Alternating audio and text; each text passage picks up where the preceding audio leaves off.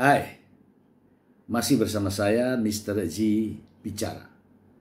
Tentu saja bicara tentang kebenaran berdasarkan fakta, data, dan realita. Ada informasi ya, ini tentang Mbak Imbong terkait dengan unggahan Mbak Imbong dapat satu kiriman karangan bunga. Gugat cerai, gugat cerai dapat kiriman karangan bunga. Dan Mbak Imbong juga merespon itu, bahkan diunggah dalam Instagram story-nya. Saya nggak ngomong bohong nih, ya, saya bacakan beritanya ya untuk Anda. Dari ini Tribun News ya. Di tengah proses cerai dengan Paula Verhoeven, Mbak Imbong dapat karangan bunga bertuliskan motivasi. Kita bacakan dulu ya. Tribun News.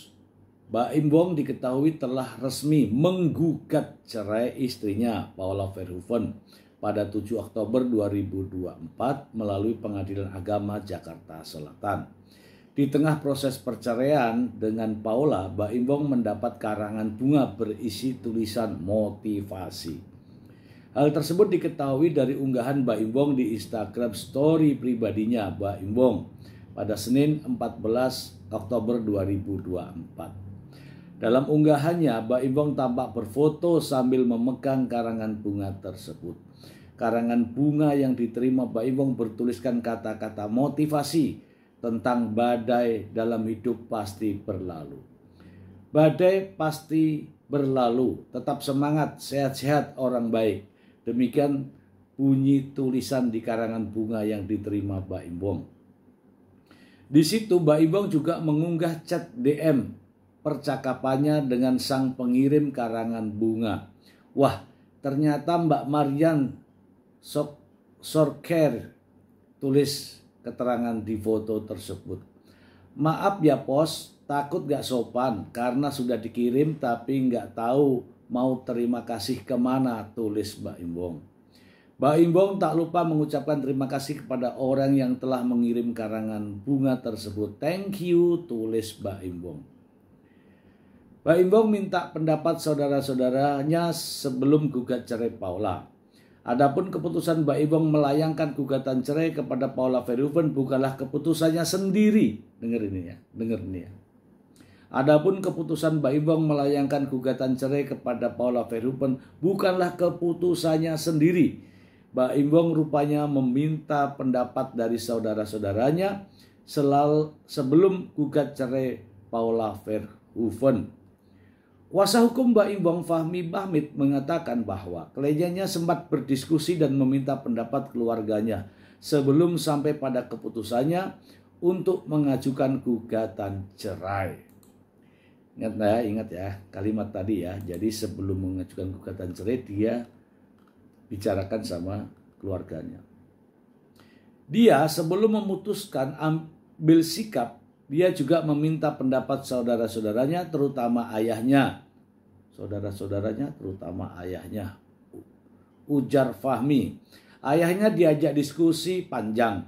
Lebih lanjut kata Fahmi, kliennya membutuhkan waktu yang panjang hingga akhirnya memutuskan untuk bercerai dengan Paula Verhoeven. Walaupun saya ketemu, saya tak langsung mengajukan permohonan. Memakan waktu 1 minggu baru ada keputusan saya ajukan, kata Fahmi Bahmid. Jadi diskusi saja, tapi tidak ada keputusan mengajukan ke pengadilan dan baru diputuskan tanggal 7 dia minta daftarkan bank. Tentang anak-anak, Fahmi Bahmid menyebut Mbak Imbong belum memberitahukannya. Sebab kedua anak Mbak Imbong dengan Paula Verhoeven masih kecil. Kalau anak-anak tanya Mbak Im, karena saya pikir anak-anak tidak akan diberitahu karena masih kecil. Jadi anak-anak tidak, ucap Fahmi Bahmid. Oke. Ya, saya tunjukkan saja. Ini adalah karangan bunga itu ya. Karangan bunga. ya. Oke, kita bahas karangan bunga. Ya, kebanyakan orang menerima karangan bunga yang mengucapkan selamat dan sukses, selamat dan sukses, selamat dan sukses. Ini justru mengucapkan badai pasti berlalu, semangat orang baik. Nah, dari siapakah? Nah, gitu ya. Tapi Mbak Imbong bangga dengan karangan bunga itu, gitu lah ya. Akhirnya diunggah dalam Instagram story-nya. Saya mungkin juga akan mengirimkan karangan bunga.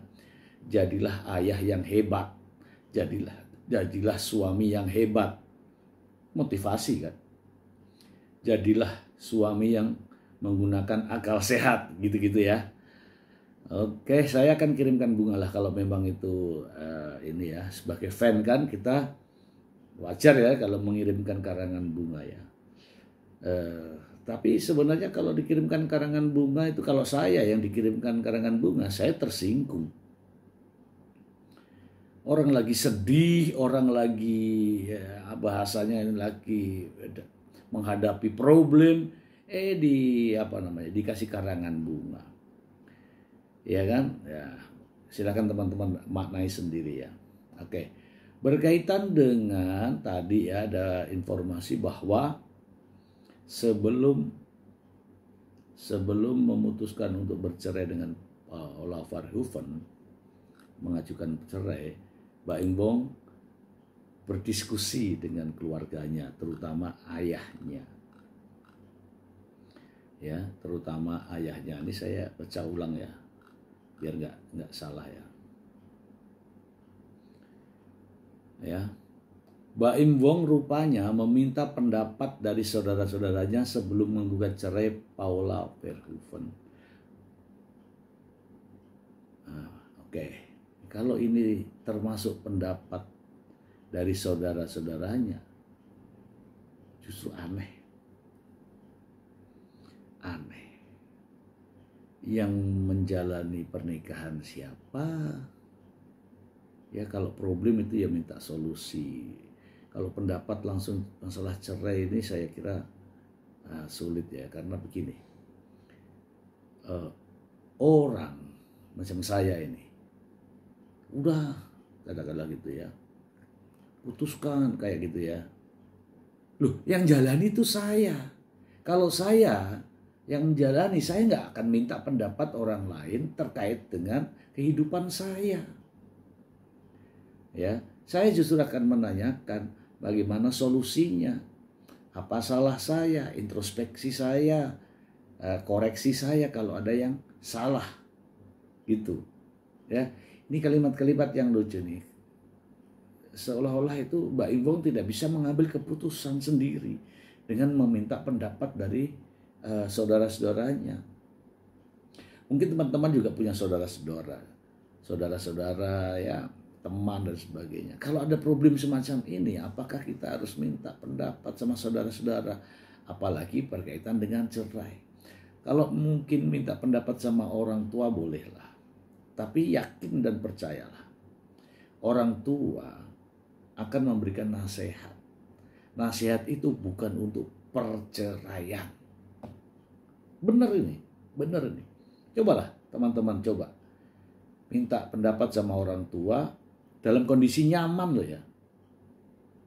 Karena begini-begini kita mau berpisah nih, Papa mohon pendapatnya.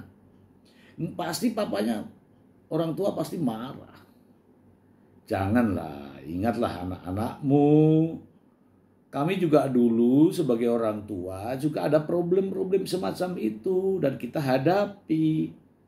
Gitulah kira-kira ya. Kalau orang tua menasihati. Jangan, itu semua ujian. Jangan mengambil putusan yang tidak-tidak. Itu kalau orang tua. Yakinlah orang tua itu begitu.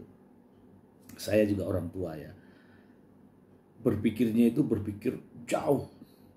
Dan berpikir ke belakang. Lihat diri kita. Macam ya, kita ini kan memberikan nasihat ke anak itu yang baik-baik.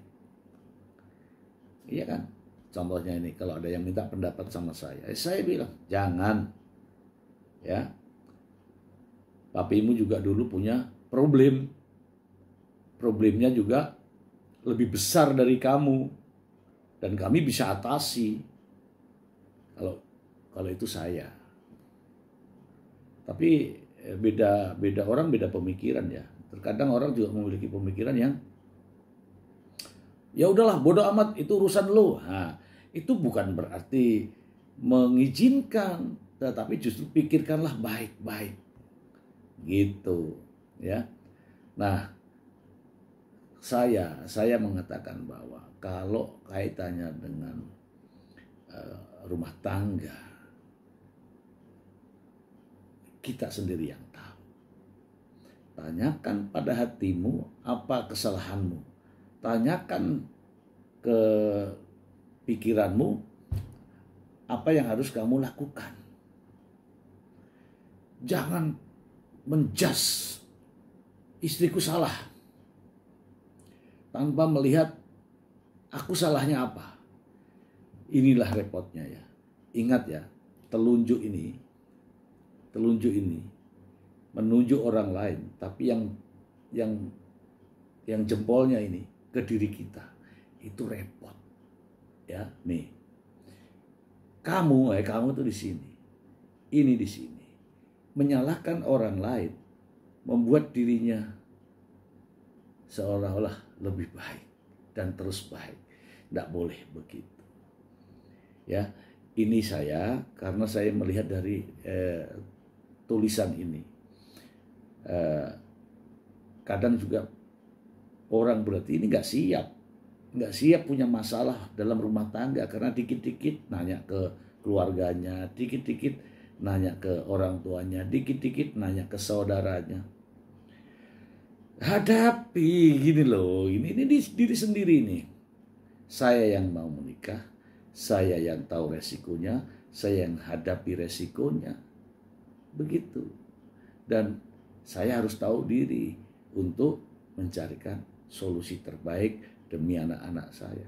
Kalau orang lain ditanya, misalnya ada saudara saya ditanya, kita mau udahlah terserah lu yang jalani, kan begitu. Nah, pendapat orang lain belum tentu memberikan pemahaman yang baik.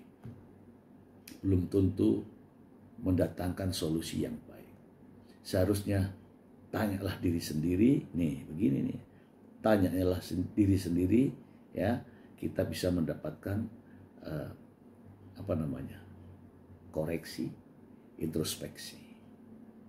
Tapi kalau sudah begini, lu salah, gue benar, lu salah, gue benar, sudah repot ya. Ini terkait dengan berita ini, bahwa ternyata Mbak Imbong bukan mengambil keputusan sendiri ya. Ini nanti ditanyakan juga sama hakim. Sama hakim juga akan dinasihati, dan pengacara juga akan menasihati seharusnya ya. Kalau pengacara, ngapain cerai, kan gitu. Bukanlah oke lah, bukan, tapi ngapain cerai, pertimbangkan dulu. Karena sesuatu yang sudah dijalani, ketika kita menghadapi cobaan, kemudian kita tiba-tiba menyerah, berarti kita adalah manusia-manusia yang lemah. Ya, ada satu pepatah itu begini kawan-kawan ya. Ketika sesuatu rumah tangga pada awalnya itu kejeduk ya, kejeduk dulu baru baik. Ada persoalan dulu baru baik. Kalau nggak salah dari Tan Malaka mengatakan ya, terbentur baru terbentuk. Artinya apa? Harus menghadapi semua ujian lagi, baru kita bisa menghadapi dan menjalani kehidupan itu. Saya kira itu. Terima kasih.